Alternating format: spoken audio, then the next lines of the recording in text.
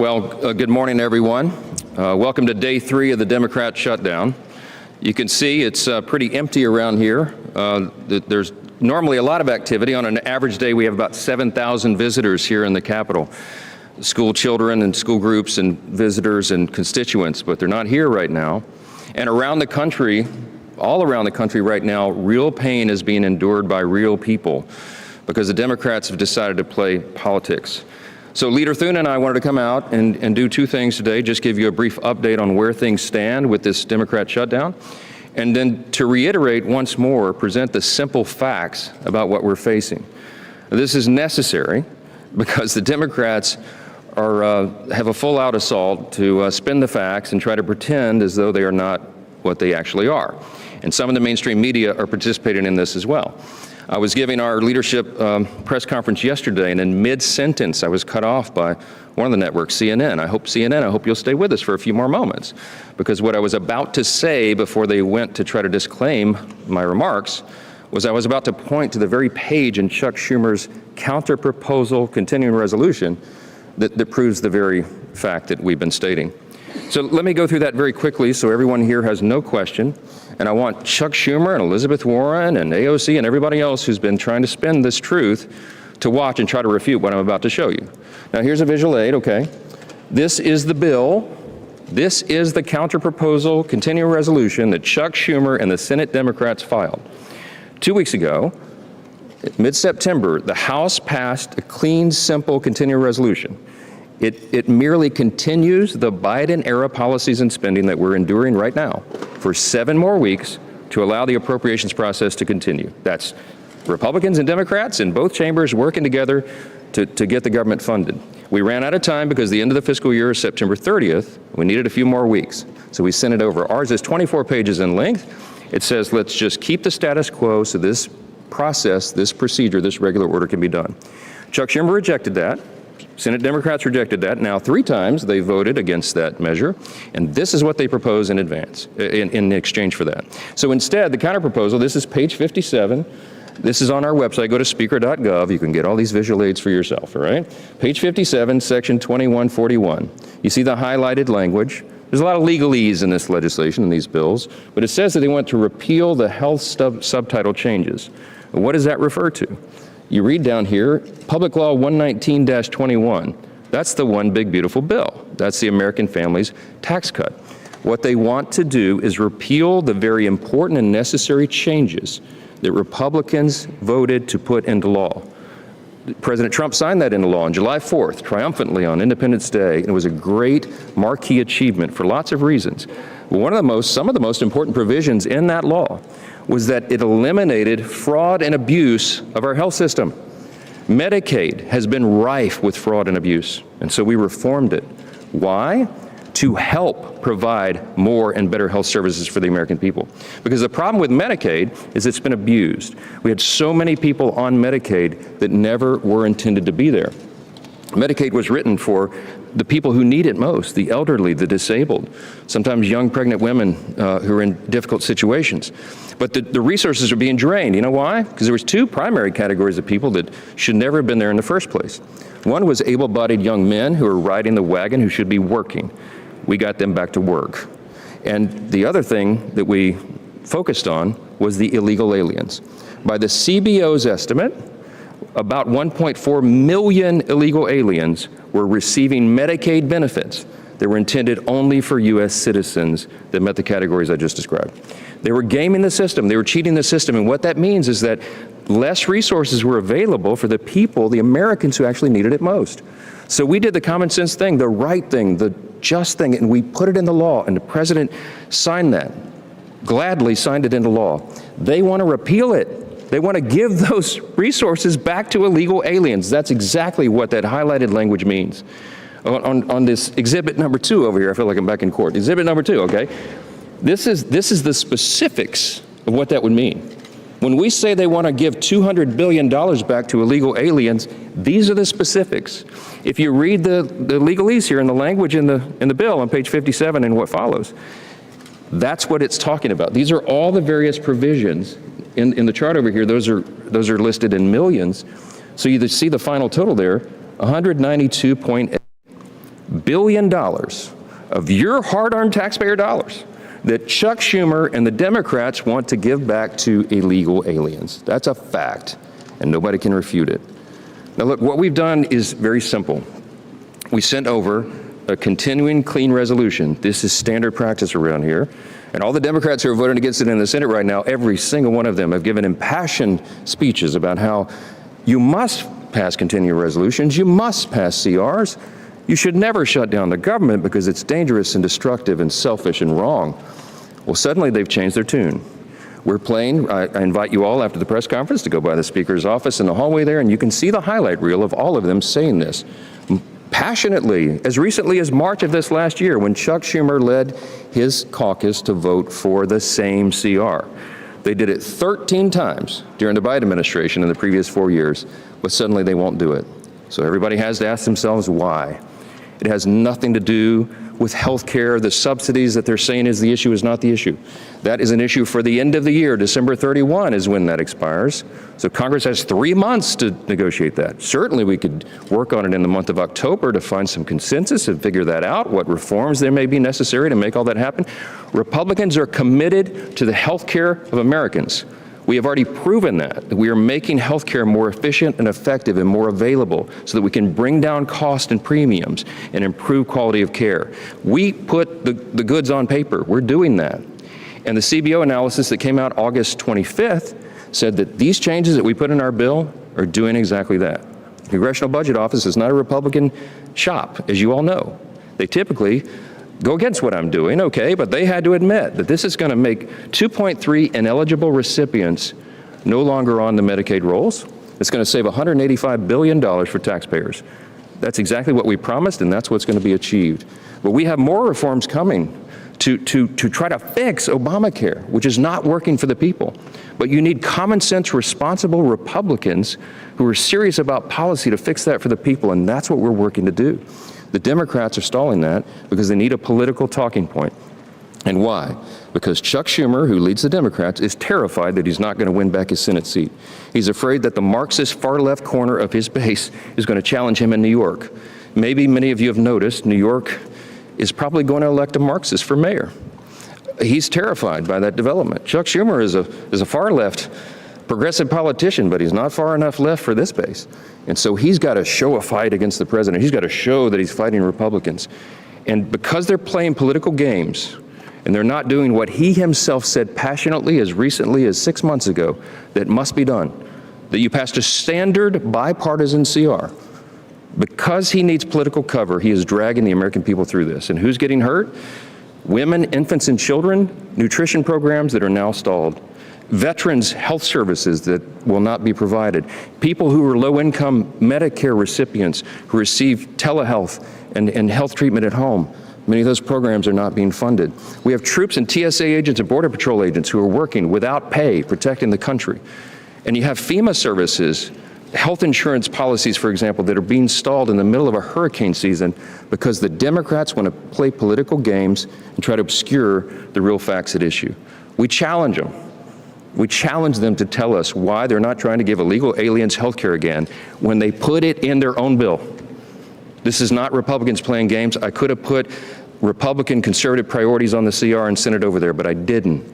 And so when you all ask me, why aren't you negotiating with them? I don't have anything to negotiate. Leader Thune and I can't take off Republican priorities that we put in the CR and say, hey, is that better? Could you vote for that? Because we didn't put them on there in the first place. Why? Because Republicans are being responsible.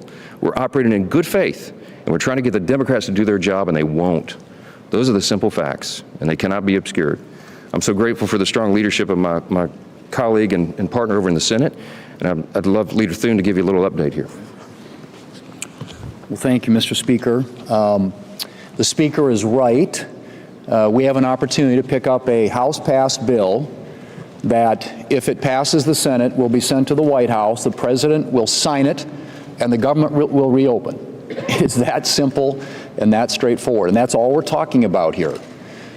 All we need is a handful more Democrats. We have a majority of senators, 55 senators, have already voted for this clean, short-term, nonpartisan CR.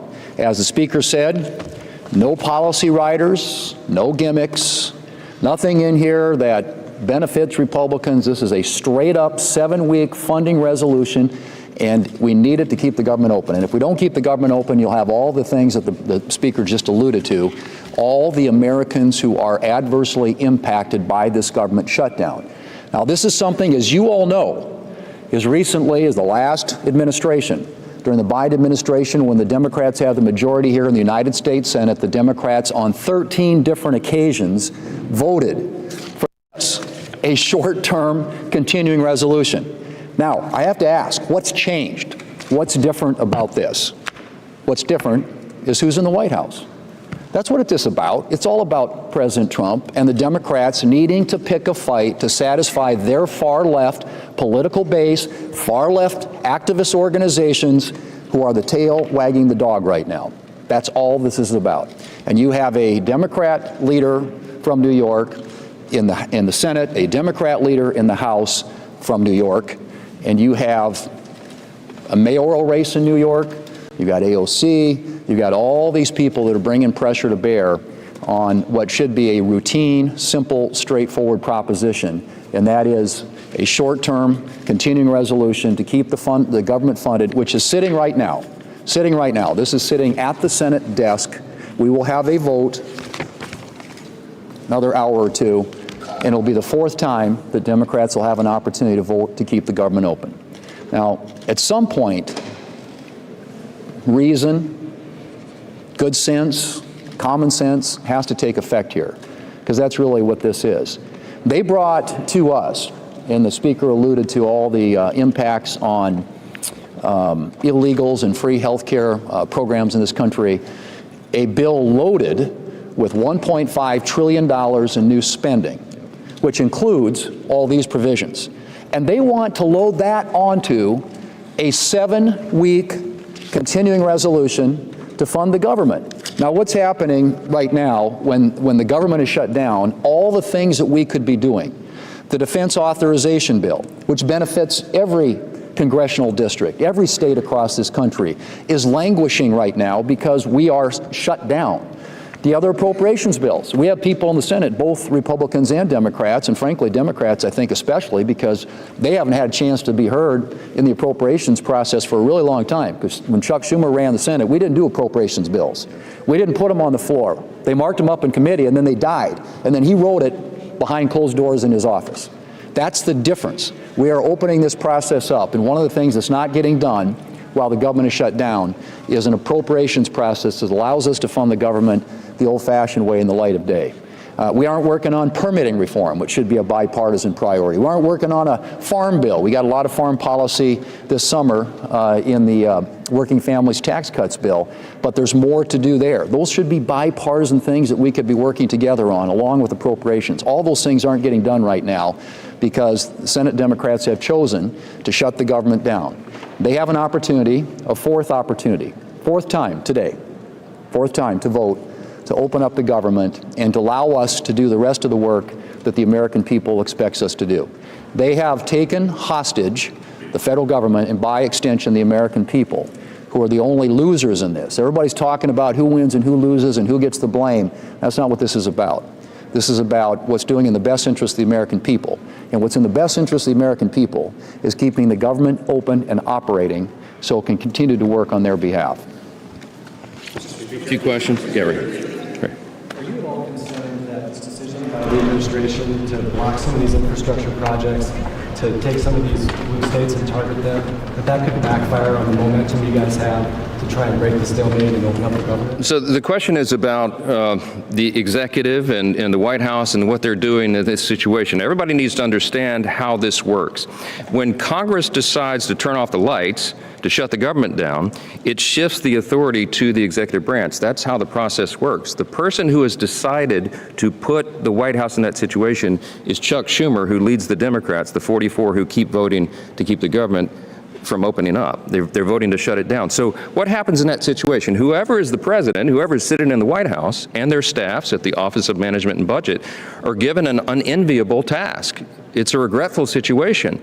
They have to then determine, since the spigots have been effectively turned off and there's no more money coming in, they have to then prioritize, triage effectively, federal spending. They have to look at all of that and say, you know, which things are deemed essential and which are non-essential, which priorities, policies, and personnel must be kept to keep the government operating, and which are less of a priority. So whomever is sitting in the White House gets to then apply their lenses of review. We happen to have a Republican, a conservative administration. We're very grateful for that. We're limited government conservatives. We think the government's too big. We think the federal government is too big. It does too many things, and it does almost nothing well. And so it serves the taxpayers to send less of their hard-earned money to Washington and keep more in their pockets. That's what we're advancing through the One Big Beautiful Bill and all the legislative priorities that we achieve. But see, sometimes Democrats, not sometimes, all the time, Democrats don't agree with that because they love big government. I mean, listen to them. They want the government to control every aspect of your lives, and they need all of your hard-earned dollars to do that. In fact, they'd like to take them all. That's what the socialists are arguing for. That's what the Marxists believe. We believe the opposite. So here's this situation. Here's the president, the current occupant of the White House, that's been given this opportunity by Chuck Schumer, and he's a limited government conservative. He's looking at that and saying, gee, you know, this is inefficient, this is ineffective. And we'd never get Democrat votes to limit that because they never vote to limit government, ever. It's against their religion. But he has that opportunity now to say, this is a program that would serve the American people if it were not funded, because government would be more efficient and effective, and that serves everyone. So they're going to make those decisions. Now, are they taking great pleasure in that? No. Is he trolling the Democrats? Yes. I mean, yes, because that's what President Trump does, and people are having fun with this. But at the end of the day, the decisions are tough ones. And I've met with him. I talked yesterday at length with Russ Vought, who's the director of the Office of Management and Budget. Russ takes no pleasure in this. Russ wants to see a smaller, more efficient, more lean, effective federal government as we do, but he doesn't want people to lose jobs. He doesn't want to do that, but he has, that's his responsibility. So he's very carefully, methodically, very deliberately looking through that to see which decisions can be made in the best interest of the American people. That's his obligation, and that's his real desire. The president takes no pleasure in this, but if Chuck Schumer is going to give Donald Trump the opportunity to determine what the priorities are, he's going to exercise that opportunity, and that's where we are. Chad. Square something for me here. How can you say that they take no pleasure in this, and then the next minute say, oh, they're just having fun and trolling people? This is a government shutdown. On one hand, you say this is very serious, that people's jobs are on the line. On the other hand, you say, oh, this is just fun and games and they're trolling. So the effects are very serious on real people, real Americans. We support federal employees who do a great job in all these different areas, but what they're trying to have fun with, trying to make light of, is to point out the absurdity of the Democrats' position. And they're using memes and all the tools of social media to do that. Some people find that entertaining, but at the end of the day, the decisions are hard ones, and I'm telling you, they're not taking any pleasure in that. Yes, Jake. The Democrats are saying they would like you and the leader to put in writing that you want, how you'll handle the Obamacare stuff. So Jake is asking the Democrats' latest demand. Apparently, I haven't heard that, but they want us to put in writing how some of these unresolved questions will be resolved. Here's the problem. Some of the issues that they're bringing to the table and they're demanding immediate, easy answers for are not easy answers, and they take a long time to deliberate. That is the process. This is a deliberative body and a very large one. We got 435 over there and 100 over here. We can't snap our fingers and he and I and two other leaders in a room go, oh, well, this is the resolution. That's not how it works. So what we're trying to do to buy the extra time to get to November 21st is to give both chambers and this whole body 7 more weeks to figure that out. So it's not an easy solution. They know that very well. They know it as well as we do, but they're using that as a red herring because they want to drag this along so they can get political points. Yes. Look, I know that you both believe that Democrats are police to blame here, but at the end of the day, this is happening on your watch. Do you take any responsibility for what's happening, and what is the justification for not holding votes in your chamber this week and potentially yours this weekend when there are some bipartisan conversations happening in the Senate? Why not just stay here and work this out? I'll give you my quick answer. I'll yield to the leader, but my quick answer is very simple. The House did its job. The House sent a bipartisan, very simple, very conventional, 24-page continuous resolution to keep the lights on. And we sent it over, we passed it, and it's been rejected by the Senate. So the House will come back into session and do its work as soon as Chuck Schumer allows us to reopen the government. That's plain and simple. Right. Well, and as I mentioned, all the things we aren't doing, right? So we're in a shutdown posture here because of Senate Democrats. There is united support, House Republicans, Senate Republicans, a few Senate Democrats, the President of the United States in support of keeping or opening the government back up. And right now it's being blocked by the Senate Democrats. And all it takes, as you point out, is a handful more. We get 4 or 5 more votes and we can actually pass this thing. And there are discussions going on with our colleagues on both sides of the aisle. But at some point they have to take yes for an answer. I mean, the things that people want, and I don't disagree with this at all, is a normal appropriations process, putting bills on the floor, getting conference-passed bills on the floor of the House and Senate so we can actually fund the government the old-fashioned way. And I'm all for that, and we've made that very clear to them. We can't make commitments or promises on the COVID subsidies because that's not something that we can guarantee that there are the votes there to do. But what I've said is I'm open to having conversations with our Democrat colleagues about how to address that issue. And I think that but that can't happen while the government is shut down. I mean, we've got to open up the government. And with respect to our schedule, like I said, I don't know how many times you're going to give them a chance to vote no. And hopefully over the weekend, they'll have a chance to think about it. And maybe some of these conversations start to result in something to where we can start moving some votes and actually get this thing passed. But there's nothing to be gained at this point by negotiating something that there's nothing to negotiate. I mean, I think that's essentially what we are. This is again, a straightforward, simple solution to keep the government open. And then all these other issues that we're talking about, we're happy to sit down and have conversations. The president said that this is an unprecedented opportunity to make cuts to programs. Do you see that as an unprecedented opportunity? And is that helpful toward these bipartisan negotiations? You mentioned you only need a handful more Democrats. Well, I mean, as the speaker pointed out, when you're in a shutdown situation, you have to manage the government. And any administration is going to make decisions based on their priorities. Figure out where to move money from here to here, this agency, this department, these employees. That's the situation the Democrats have put the administration in.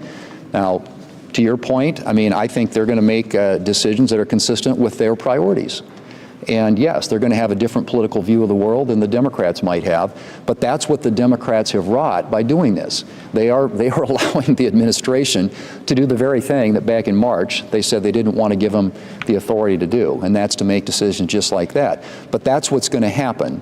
And again, why I'm at a loss to explain the strategy behind this, other than it generates contributions and activist energy support from the far left of the Democrat Party. If you're a Republican or a Democrat here in the Senate or in the House for that matter, who actually wants to get results and get things done, you're losing that opportunity by keeping the government shut down, and you're also handing the administration an opportunity to do things that probably in most cases you're not going to agree with. Last question. Speaker. Is out with a new poll that shows overwhelming support, including among Republicans, to extend the Obamacare subsidies. I know you both said you want to reform them, so do you commit to doing something to address those subsidies so that insurance premiums don't spike for Americans in Republicans commit to continue the work that we've already been doing and demonstrating to bring down costs and improve quality of care. We are committed to that, and we will do whatever is necessary to make it happen. This is one of many issues that have to be deliberated and discussed through our process. What we're asking the Democrats to do, I'll close as we began, please open the government so we can do that work, so that all the members of both chambers can be here to do the work, to legislate and to deliberate. They've stopped our ability to do that with these political antics, and we hope it ends. Thank you all for being here. People are furloughed.